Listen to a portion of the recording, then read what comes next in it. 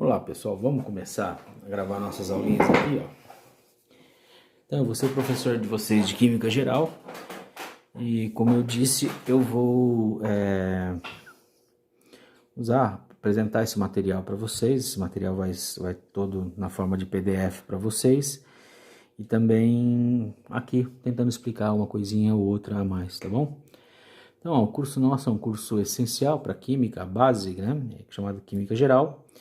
E na Química, o que a gente estuda, né? Ó, a Química estuda as propriedades e o comportamento da matéria. Bom, o que é matéria? Matéria é o material físico do universo. É tudo que tem massa e ocupa lugar no espaço. Tá bem? A classificação da matéria. A matéria pode ser encontrada nos estados líquidos, gasosos ou sólidos, tá? Então tem vários tipos de classificação de matéria. Uma delas é com relação aos estados físicos dela, né? Que podem ser sólido, líquido ou gasoso. Muito bem. Aqui nós temos algumas representações, desenhos, tá bem? Do material na forma de gás ou de vapor. Aqui é uma representação do ar que a gente respira aproximadamente, tá? Onde eu tenho, para cada molécula de oxigênio, eu tenho 4 moléculas de nitrogênio, tá? Então, o ar que a gente respira tem aproximadamente 20% de oxigênio e 80% de nitrogênio. Tá aqui, ó.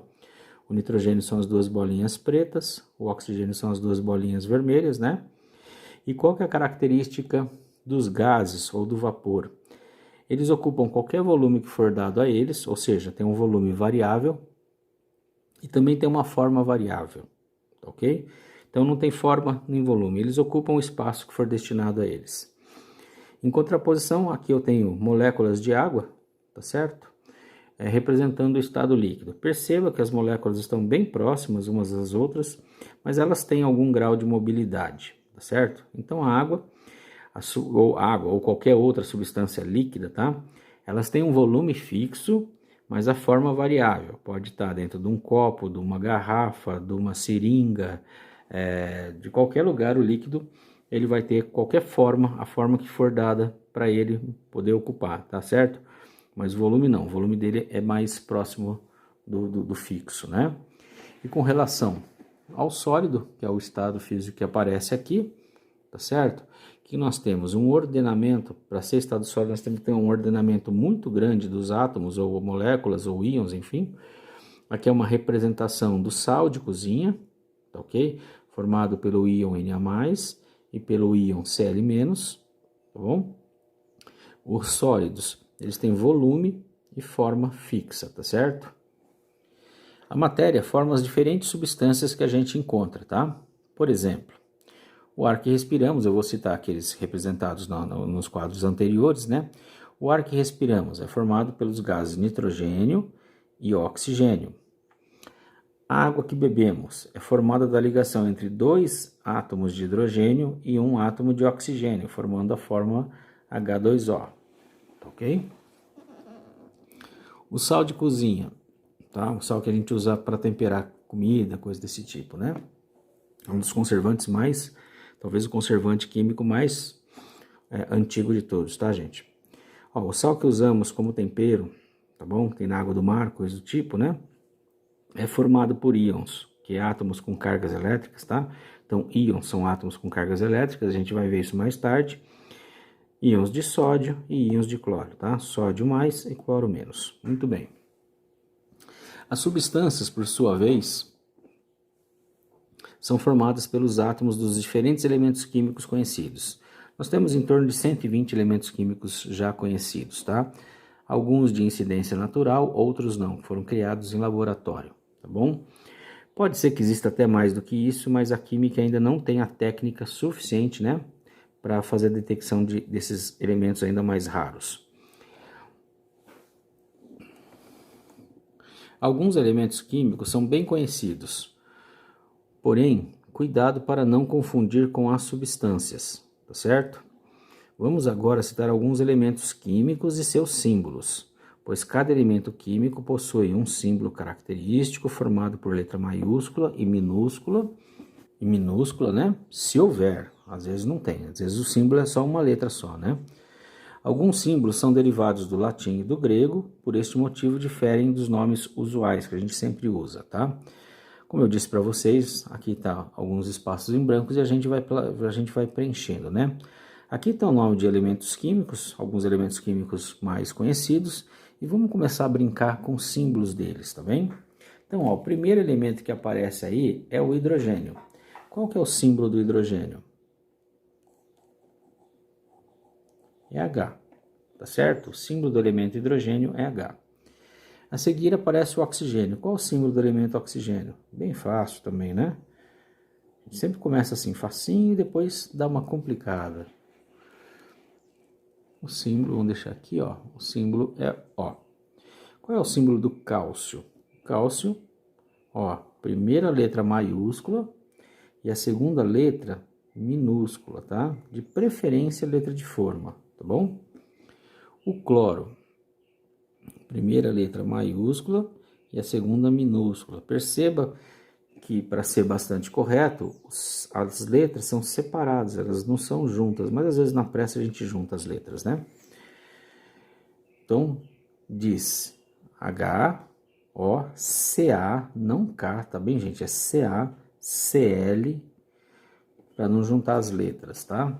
A gente não tá lendo uma frase nem nada, né? A seguir vem o átomo de ferro. Qual que é o símbolo do ferro? Fe, tá bom? Do nitrogênio é só a letra N.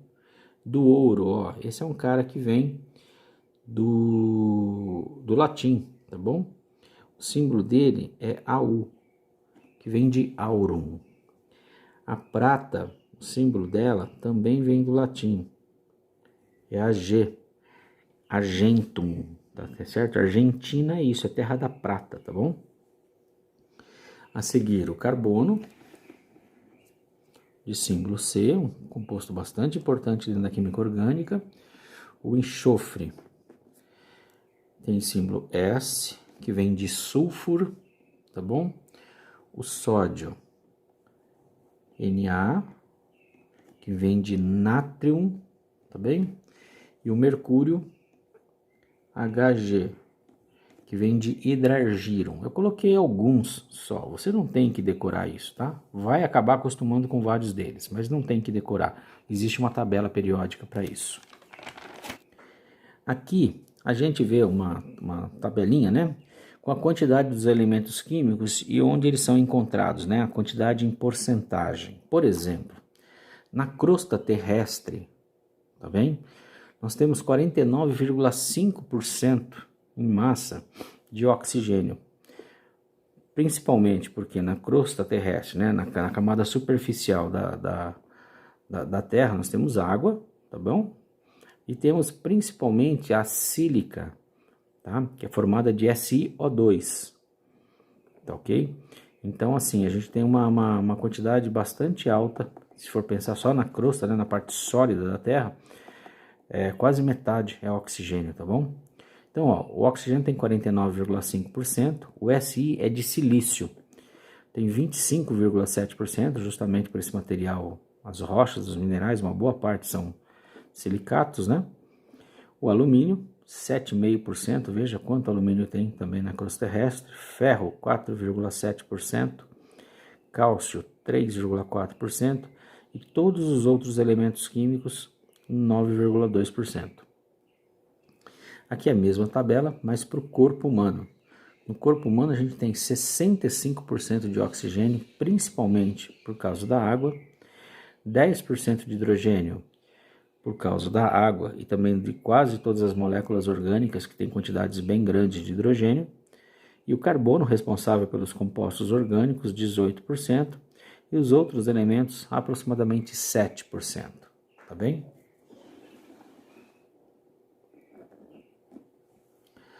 Como dito anteriormente, a matéria pode ser encontrada em 3 estados físicos distintos: o sólido, o líquido e o gasoso. Aqui vale dar uma parada, porque existem mais 2 estados físicos a princípio, tá? Um é um estado físico a temperaturas extremamente altas, onde você não tem a organização da matéria, que a gente chama de plasma, e tem um outro estado físico que está sendo pleiteado, que ocorre em temperaturas extremamente baixas, tá? Muito baixas mesmo, onde a matéria adquire outras características, né? Esse aí eu não vou lembrar o nome, não. Bom, muitas substâncias podem mudar de estado físico se alterarmos a temperatura. Dessa forma, um sólido pode se transformar em um líquido ou em um gás.